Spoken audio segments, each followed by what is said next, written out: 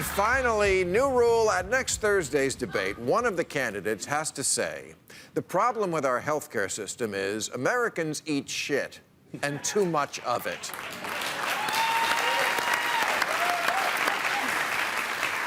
All the candidates will talk about their health plans, but no one will mention the key factor.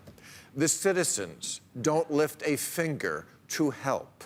And then the candidates will go back on the trail the next day and try to prove they're just as big a gluttonous slob as the rest of us. Sometimes while discussing pre-existing conditions.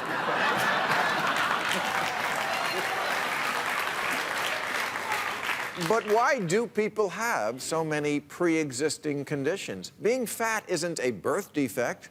Nobody comes out of the womb needing to buy 2 seats on the airplane. Here it is in a nutshell from the New York Times.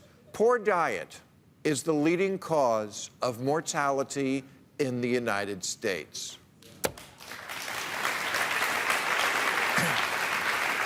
Everyone knows obesity is linked to terrible conditions like diabetes, heart disease, and virginity.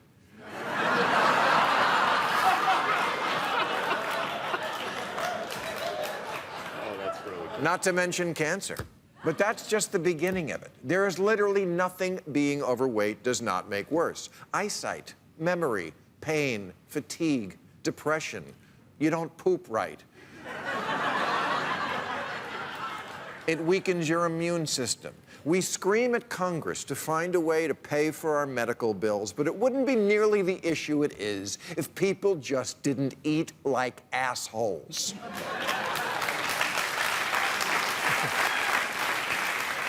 Who are killing not only themselves, but the planet. The Amazon fires are because farmers there are burning down the rainforest to make room for future hamburgers and soybeans. Because here in America, we look at fried chicken and think, that's a good start.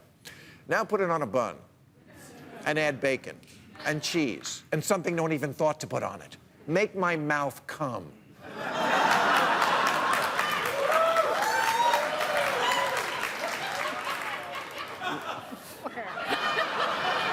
What's Elizabeth Warren's plan for that?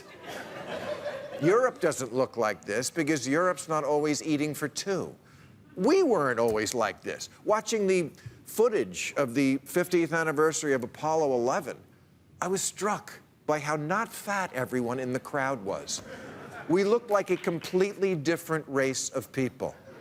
Now look at us. We wear shirts that our ancestors could have used as a sail.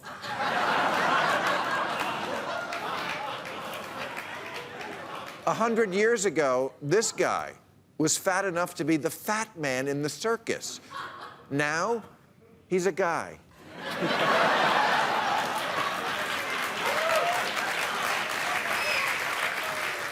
People know I'm speaking the truth. After all, isn't that why your Tinder picture is 3 years old? Can fat be beautiful? That's in the eye of the beholder. But healthy? No, that's science. I know this is a controversial thing to say now in today's America, but being fat is a bad thing. We shouldn't taunt people about it, and overeating shouldn't be singled out as the only vice. It's not. We all have something. But there's no smoking acceptance or drunk acceptance. When I drank too much, yeah, sometimes someone would say to me, you know, that's not great for your health, Bill. Maybe you should slow down a little. You went kind of hard last night. And I would say, yeah, I know, I'm going to start next week. And then, of course, I wouldn't. But I didn't say, how dare you drink shame me? Being blotto is beautiful. Of course I didn't say that. I was focusing on the road.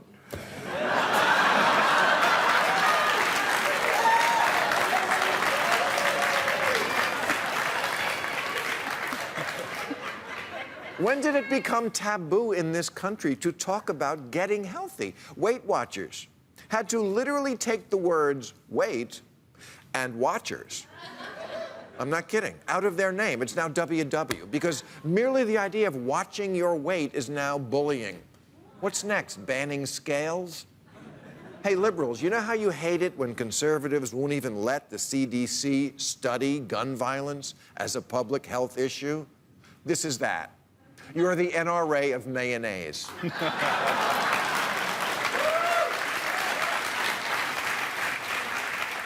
We have gone to this weird place where fat is good. It's pointing out that fat is unhealthy. That's what's bad. Fat shame? No, we fit shame. Really. You hear it all the time. Someone sees a merely trim person. You should eat something. No, you should not eat something. I should be more unhealthy so you can feel better about your fat ass? In August, 53 Americans died from mass shootings. Terrible, right? You know how many died from obesity? 40,000. Fat shaming doesn't need to end. It needs to make a comeback. Some amount of shame is good.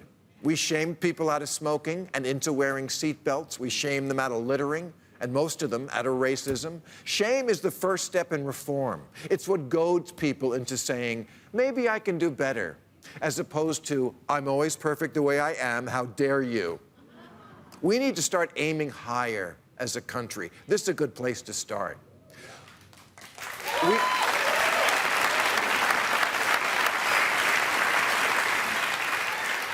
We can all keep pretending that health care is an issue between you and the government, but it's really between you and the waitress.